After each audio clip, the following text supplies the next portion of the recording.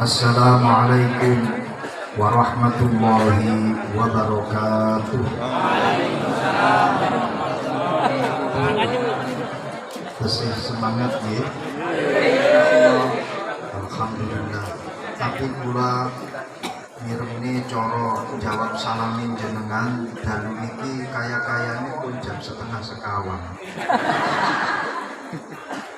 Kula nyuwun dijawab kanthi semangat. Sing banter dhewe jawab salami kula dongakno muga-muga utangin dan kesaur.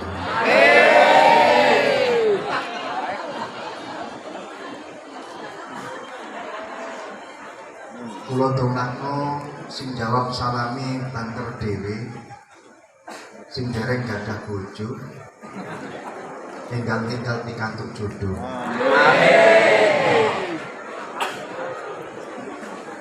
Sing sampun gadah bojo jawab salami tesih semangat kula dongakno muga-muga tambah.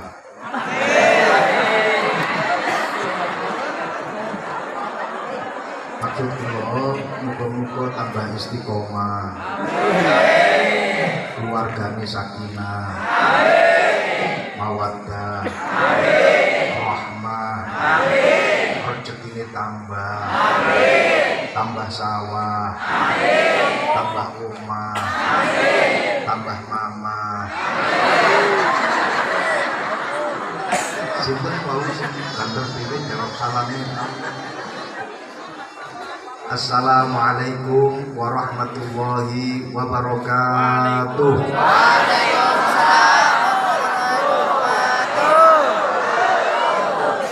Alhamdulillah sampun sami banter anggenipun jawab salam. Berarti sing hadir niki rata-rata utangnya akeh. Sebagian. Bismillah, alhamdulillah, wassalatu wassalamu ala rasulillah wa ala alihi wa sahbihi wa mawalah. Allahumma syrah li sadri wa yassir li amri wahlul 'uqdatam min lisani yafqahu qawli, amma ba'du. Hadratal muhtaramin ulama al-aizza, para habaib, para kiai, para sesepuh, para bini sepuh. Wabil khusus dumateng panjenenganipun Al-Habib Abdullah bin Hashim Al-Jilani. Mugi-mugi beliau binaringan sehat walafiat umur panjang. Panjenenganipun Gus Alif Muntir saking Kudus wonten hadir teng mriki panggenan panjenenganipun Kiai Nur Rahman. Beliau iki senior kawula, kakak kelas kawula. Wekdal beliau wonten teng Lirboyo. Kula niki junior beliau. Beliau senior saya junior beliau. Maka dari itu, kalau nanti apa yang saya katakan ada salahnya, ada keplesetnya, jangan salahkan juniornya, tapi salahkan seniornya. Wonten Kiai Sodikin, ugi senior kawula. Wonten Kiai Sofatur Rahman, wonten Kiai Sukirman, wonten Kiai Trias Handayani, punyai niki. Ibu Camat Kecamatan Maos, Ibu Nyai Dr. Anda Trias Handayani. Mugi-mugi beliau sedaya pinaringan sehat walafiat umur panjang. Amin ya rabbal alamin. Sedaya para kiai, para alim ulama, para sesepuh, para bini sepuh, takmir masjid ingkang kawula mulyakaken, hadirin hadirat. Alhamdulillah wonten ing dalu menika kula kalih panjenengan sami nyekseni hasil daripada pembangunan masjid yang luar biasa. Konon masjid ingkang nembe kemawon dipun resmikaken menika menelan biaya 2 miliar luwih. Subhanallah. Niku lek ditumbasne krupuk para rawuh. Dijejer saking mau sampai Jogja niki di sini krupuk tok. Alhamdulillah para rawuh sampun dados masjid yang indah. Mugi-mugi sedaya sing anggadhahi amal jariah, sedekah jariah, wakaf napa kemawon kagem menika masjid, pembangunan menika masjid kalih Gusti Allah dipun bales kelawan balesan ingkang langkung ageng. Dawuhipun Kanjeng Nabi Muhammad sallallahu alaihi wasallam, man bana masjidan fil ardi banallahu lahu baitan fil jannah. Sinten kemawon sing bangun masjid wonten tenggone tanah bumi, kelak nanti di akhirat oleh Allah akan dibangunkan istana. Setunggalipun riwayat hadis dipun dawuhaken saghiran au kabiran, baik itu masjidnya cilik ataupun gede, sedikit ataupun banyak, segala sesuatu yang diberikan untuk kemaslahatan masjid, maka Allah akan membalasnya dengan balasan yang lebih agung. Sinten sing nyumbang masjid, masjid napa niki namine para rawuh? Baitur Rahman. Masjid Baitur Rahman. Sinten kemawon sing nyumbang masjid Baitur Rahman, walaupun toh semen satu sak, muga-muga besok tenggone akhirat dibangunaken istana sing gedene sak-sak.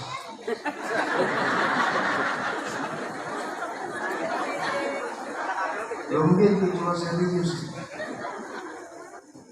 Sing nyumbang masjid walaupun toh setugel botol merah, besok tenggone akhirat dibangunaken surga sing gedine sebotol merah kali Gusti Allah.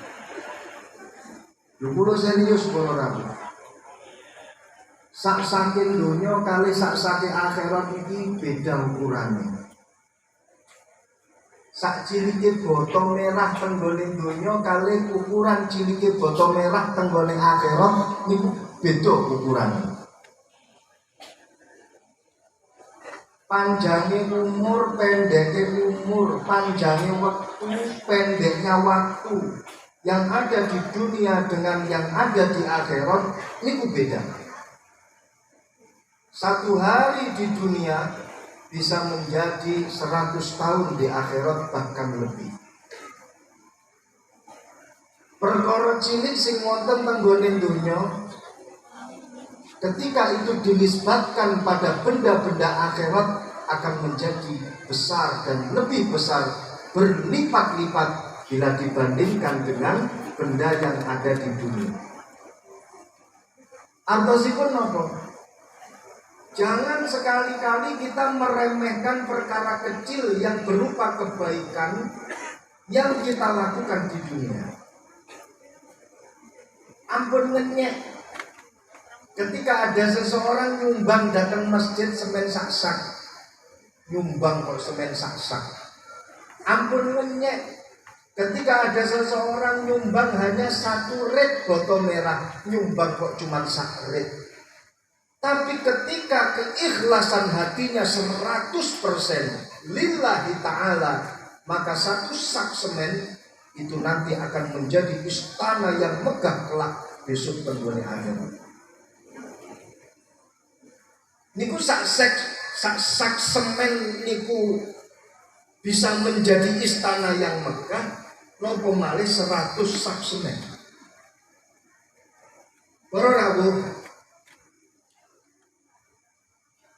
ketika kita mengamalkan sesuatu yang ada di dunia, sesuatu sing sae amal ibadah, ampun ditunda-tunda untuk melakukan amal ibadah tersebut. Saniki lek kula tingali, ugi kita lihat bersama-sama. masjid niku kan menjadi satu buka'ah, satu tempat yang dipun senengi dan paling utama, paling dipun senengi kali Gusti Allah. Tempat yang ada di dunia itu adalah masjid. Ahabbul buka'ah wa afdalul buka'ah indallah al-masjid. Masjid adalah tempat yang paling utama di muka bumi ini. Masjid adalah tempat yang paling disenangi, paling dicintai oleh Allah wonten tenggone muka bumi ini. Iku masjid. Makanya Kanjeng Nabi Muhammad sallallahu alaihi wasallam dawuh, "Idza ahabballahu 'abdan," kalau Allah Subhanahu wa taala mencintai seseorang, ja'alahu qayyimal masjid, maka Allah akan menjadikan orang tersebut orang yang sregep murid-murid masjid. Kalau Allah mencintai seseorang, maka Allah akan menjadikan orang tersebut orang sing sregep teng masjid, ngopeni masjid, syukur-syukur sampai dadi takmir masjid. Mila takmir masjid niki para rawuh, sebenarnya beliau-beliau ini adalah hamba-hamba yang dicintai oleh Allah Subhanahu wa taala. Mila para takmir masjid tak dongakno muga-muga istiqomah tetep dadi takmir masjid ila yaumil qiyamah. Ojo ganti-ganti ketua takmir.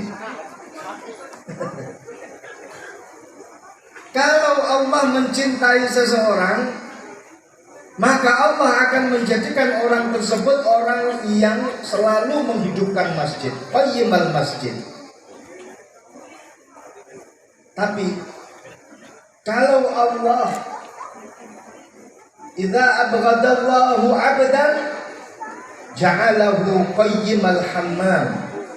Kalau Allah menika bendu boten remen dengan hambanya, maka Allah akan menjadikan hambanya qayyimal hammam, wong sing seneng cangkruk teng pundi, tenggone padusan, tenggone pundi, tenggone hammam, tenggone pundi, tenggone jeding, menjadi satu ibarat bahwasannya apa yang dia lakukan tidak ada manfaatnya. Masya Allah, kula ningali masyarakat maos memiliki kempal dalam rangka untuk memakmurkan masjid, meramaikan peresmian masjid, sedaya derek bunga akan hadirnya Masjid Baitur Rahman, sedaya insya Allah dipun dadosaken kalih Gusti Allah sebagai qayyimal masjid. Lek sampun dipun dadosaken sebagai qayyimal masjid, maka mereka adalah orang-orang yang dicintai oleh Allah Subhanahu wa taala. Amin. Tetes niku para rawuh. Orang kalau dicintai oleh Allah, dia akan dijadikan orang yang sibuk dengan menghidupkan masjid. Makanya dulu ketika Rasulullah Shallallahu Alaihi Wasallam melakukan Isra dan Mi'raj, Rasulullah niku kan perjalanan Isra dan Mi'raj mulai dari Masjidil Haram sampai ke Masjidil Aqsa niku dibarengi kalih malaikat sinten? Jibril. Tunggangane napa? Buraq. Ketika Kanjeng Nabi Muhammad sampai ke Sidratul Muntaha dan Kanjeng Nabi Muhammad akan sowan datang Gusti Allah, malaikat Jibril mundur satu langkah, dua langkah menjauhi Rasulullah. Rasulullah bertanya kepada malaikat Jibril, "Jibril, bukankah dari awal itu kita selalu bersama-sama? Mulai dari Masjidil Haram sampai Masjidil Aqsa, sampai langit ke-1, 2 sampai ke-7. Kau selalu bersamaku. Kita berboncengan bersama dalam satu kendaraan, yaitu kendaraan buruk. Saat ini adalah finishnya. Saat ini adalah garis terakhir, di mana kita akan bertemu dengan Allah Subhanahu wa Ta'ala. Tapi kenapa kau malah mengundurkan diri, wahai malaikat Jibril? Dijawab kali malaikat Jibril, ya Muhammad, shallu ala nabiyina Muhammad. Kalau aku memaksakan diri masuk bersamamu untuk berhadap-hadapan dengan Allah Subhanahu wa Ta'ala, itu sama saja dengan membakar diriku sendiri. Tidak ada yang mampu memasuki garis finish ini. Tidak ada yang mampu untuk bertatap muka langsung dengan Allah Subhanahu wa Ta'ala kecuali dirimu, ya Muhammad, shallu ala nabiyina Muhammad. Masya Allah, Kanjeng Nabi masuk ketemu kali Gusti Allah. Ketika Rasulullah ningali muwajahah, tatap muka kali Allah Subhanahu wa Ta'ala, Kanjeng Nabi mirsani ada 3 bayangan di kanan kirinya Allah. Ada 3 bayangan orang di kanan kirinya Allah. Allahu Akbar. Moga termasuk golongan bayangan orang-orang yang ada di kanan kirinya Allah. Amin. Begitu munggah langsung balik. Ini berarti pertanda burung tahu munggah. Nek ndredeke bola bali iki munggahe durung tak tungakno ndang cepet munggah. Amin. Pun kadang bojo apa derek? Ampun. Ampun. Biasa munggah iki. Lanjut. Kanjeng Nabi melihat 3 bayangan di kanan kirinya Allah.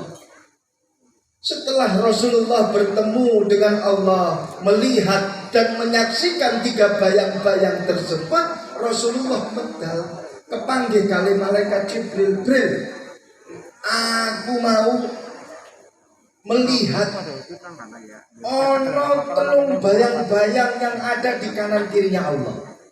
Itu bayang-bayangnya siapa ya Jibril? Dijawab kali malaikat Jibril, iku adalah bayang-bayang umatmu. Iku bayang-bayangi umatmu, wahai Muhammad. Umatku sing ngendi? 3 karakter yang dimiliki oleh umatmu kelak ini nanti akan membawakan dia berada di posisi yang luhur, yaitu di kanan kirinya Allah. Masya Allah, malaikat Jibril mawon boten saged masuk ketemu karo Gusti Allah, berdampingan bertatap muka kali Allah. Tapi ini ada 3 bayang-bayang yang ada di kanan kirinya Allah, di sampingnya Allah. Subhanallah. Itu adalah umat Kanjeng Nabi yang memiliki 3 karakter, yang memiliki 3 sifat. Mugi-mugi panjenengan sedaya dados orang-orang yang memiliki 3 karakter ini. Jenengan ngomong amin apa sudah tahu siapa itu? Sampun ngertos napa dereng? Pengen tahu napa mboten? Pengen tahu aja atau pengen tahu bingit?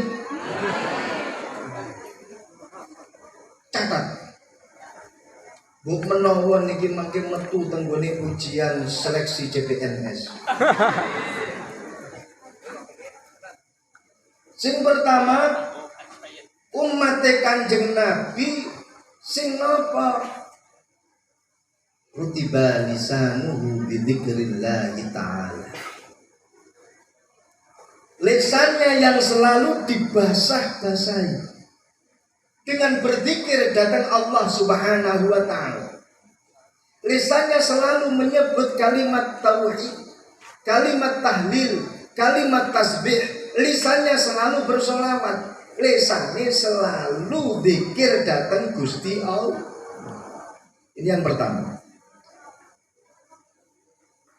Maka jangan sampai lisan kalian basah karena yang lain, tapi basahilah lisan kalian dengan zikir datang Gusti Allah. Alhamdulillah niki wau para rawuh tahlile sampun apa dereng? Sholawatane sampun apa dereng? Berkati sampun apa dereng? Pengajiane sampun apa dereng? Seumpama wonten sing jawab sampun, ngoten kula pamit niki wae. Alhamdulillah tahlilane sampun. Sholawatane sing kuduror sampun dipimpin langsung kalih Al Habib Abdullah Al Jilani. Para rawuh. Sebenarnya majelis ini jenengan dituntun tahlil ini sebagai pembelajaran. Pelajaran kagem panjenengan. Selain membaca ini dengan zikir datang Gusti Allah. Ketika kita sering ikut tahlil, sering ikut sholawatan, sering ikut manakiban, macam-macam. Sebenarnya ini adalah pembelajaran kita untuk membiasakan lisan kita, untuk selalu zikir datang Gusti Allah. Pun kata hadis, kata penjelasan tentang manfaat utawa keutamaane zikir datang Gusti Allah. Salah satu diantaranya adalah dengan adanya zikir tanfa'ul mu'minin. Wa dzakir fa inna dzikra tanfa'ul mu'minin. Berzikirlah, sesungguhnya zikir niku saged ndadosaken manfaat untuk orang-orang mukmin. Wonten malih zikir saged menenangkan hati kita. Zikir ketika sering kita lakukan niku sebenarnya adalah pembelajaran untuk lisan kita. Kenapa saya katakan pembelajaran untuk lisan kita? Ngeten para rawuh. Pembelajaran dan pembiasaan untuk lisan kita. Man awwadal lisanahu wufiqa. Barang siapa yang lisannya selalu dibiasakan dengan apa? Dengan zikir kepada Allah. Man awwadal lisanahu bisidqi wufiqa. Dawuhipun Umar ibn al-Khattab. Barang siapa yang membiasakan lisannya dengan jujur, berkata dengan jujur, maka dia akan mendapatkan taufik saking Gusti Allah. Barang siapa yang membiasakan lisannya untuk berzikir datang Gusti Allah, ngeten kronologinya, klausulnya, pembelajaran untuk kita ketika kita nanti sakaratul maut. Para rawuh, orang ketika sakaratul maut atau ketika nyawa itu dicabut, menurut kesaksian para mayit bahwa itu adalah satu rasa sakit yang tidak pernah dia rasakan. Ada rasa sakit yang melebihi daripada proses pencabutan nyawa. Niki menurut pengalamane para mayit. Jenengan nek mboten percaya bisa dites. Wonten tanggone kitab Daqaiqul Akhbar dikisahkan ada seorang saleh hidup di zaman Bani Israel. Kemudian ditanya tentang bagaimana proses pencabutan nyawa pada waktu itu. Dijawab, aku sudah 500 tahun ada di kuburan dan rasa sakit pencabutan nyawa sampai sekarang masih belum hilang. Sakitnya temen. Nah, ketika orang sakaratul maut, selain dia merasakan sakit yang dahsyat, dia juga akan bertemu dengan makhluknya Allah yang paling menakutkan. Sinten niku? Malaikat Israil. Malaikat Israil, makhluknya Allah yang paling menakutkan. Siapa yang tidak punya kisah yang unik dengan malaikat Israil? Hampir para nabi memiliki kisah yang unik ketika bertemu dengan malaikat Israil. Satu contoh, Nabi Musa alaihi salam. Nabi Musa itu ketika bertemu dengan malaikat Israil, itu luar biasa. Dalam satu kisah Israiliyat, malaikat Israil turun mencabut nyawanya Nabi Musa alaihi salam. Tergesa-gesa langsung dicopot itu nyawa dari badannya Nabi Musa kaget. Ini tanpa kalam, tanpa salam, tanpa kabar, tanpa warta, ujuk-ujuk nyawa dijukut. Nabi Musa langsung muntah. Malaikat Israel langsung dicengkiring, dipigal, langsung dikarate, pecah ndase malaikat Israel.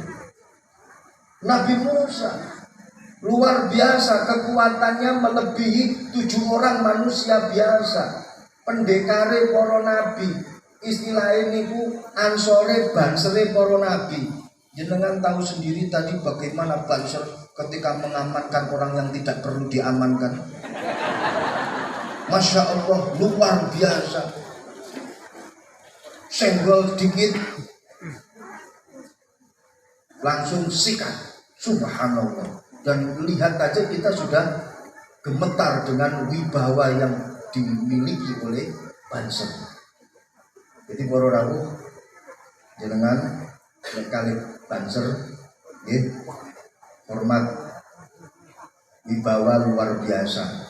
Banser memiliki jasa yang luar biasa. Pengamanan pengajian, pengamanan para ulama, Banser selalu berada di barisan depan. Makanya panjenengan lek pengen duwe menantu sing cedek karo ulama, cari menantu dari anggota Banser. Luwih-luwih panjenengan kalau kepingin punya menantu yang yakin masuk ke dalam surganya Allah, carilah menantu dari anggota Banser. Kenapa? Karena Banser selalu menjaga pengajian. Pengajian itu adalah taman surganya Allah. Jadi sebelum Banser itu menjaga taman surganya Allah yang ada di akhirat, Banser sudah masuk terlebih dahulu di taman surganya Allah yang ada di dunia. Sing nomor kali, Banser selalu dengan para ulama. Ulama kelak nanti insya Allah bersama dengan Rasulullah, berdampingan dengan Rasulullah, ada di surganya Allah. Banser ngintil para melu melbu datang surgane Allah. Bahkan dalam satu anekdot dikatakan ketika ulama akan masuk ke dalam surganya Allah, Banser ada di belakangnya. Ini bisa jadi Banser masuk ke dalam surganya Allah terlebih dahulu sebelum ulama itu masuk. Alasannya ngomong tenggone Pak Kiai ini, Kiai cek lokasi terlebih dahulu. Tak masuk surga terlebih dahulu untuk cek lokasi terlebih dahulu. Akhirnya Banser yang masuk surga terlebih dahulu, Kiai ini anak nang gurine Banser. Pokoknya Banser top markotop, Banser top topan, dunia akhiratnya insya Allah binaringan selamat.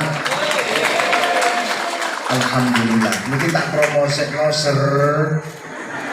Nggih, mbok menawa teko sampean ana sing durung rabi, ana sing durung payu, melas. Nggih. Niki mau sampai pundi kula crita niki, Bang? Banser.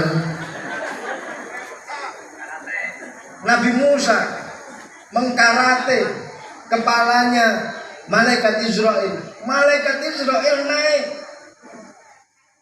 Duh bio, ya Allah, kepalaku pecah. Lo kena apa lo el?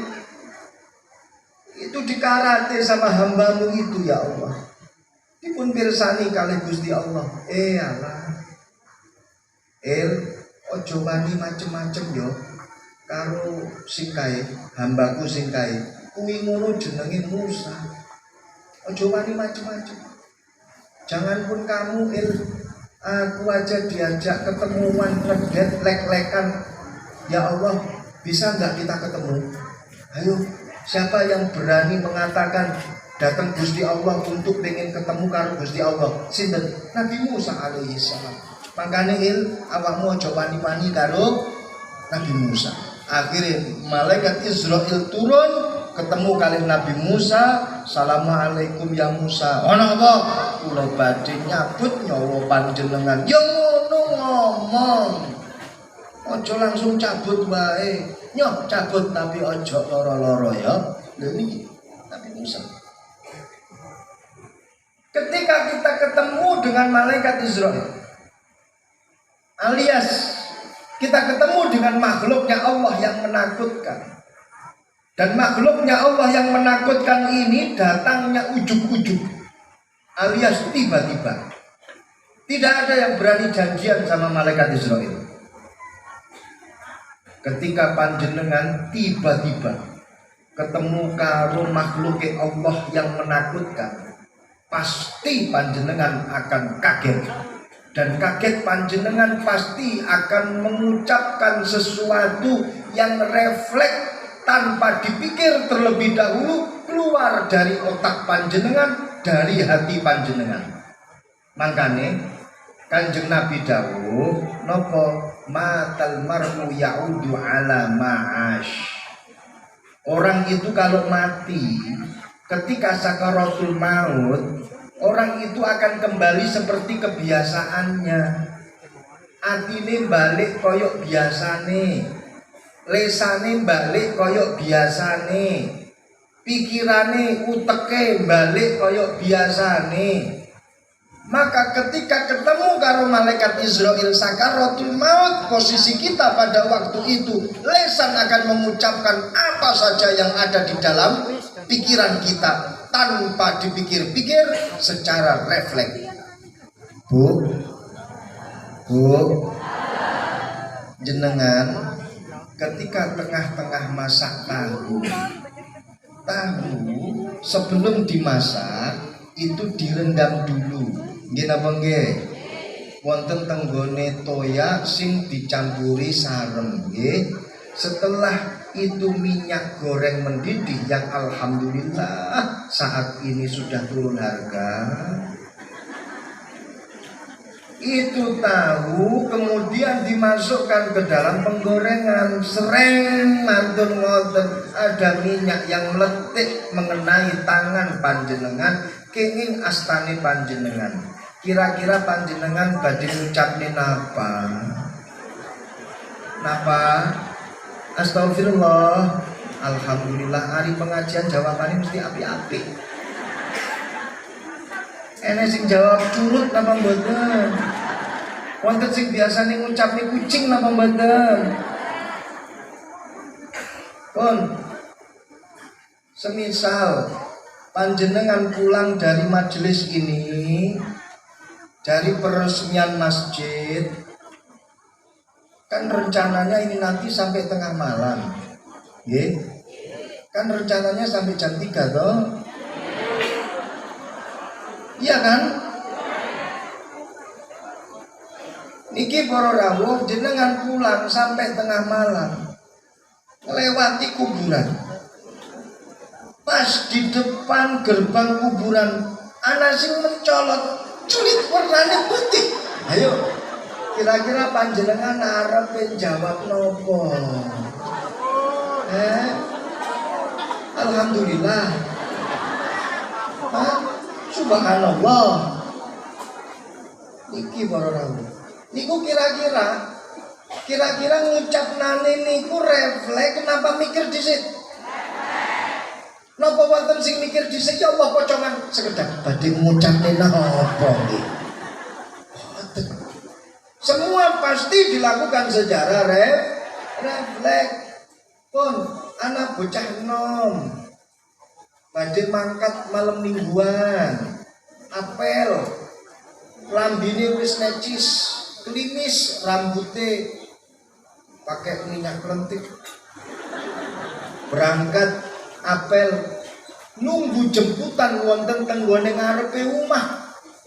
Ketika nunggu jemputan ono sepeda motor lewat brong-brongan, kena genangan air muncrat banune kena klambine. Kira-kira bocah nom sing arepe berangkat apel niki wau secara refleks arepe jawab apa? Alhamdulillah. Subhanallah. Jauh dari bayangan.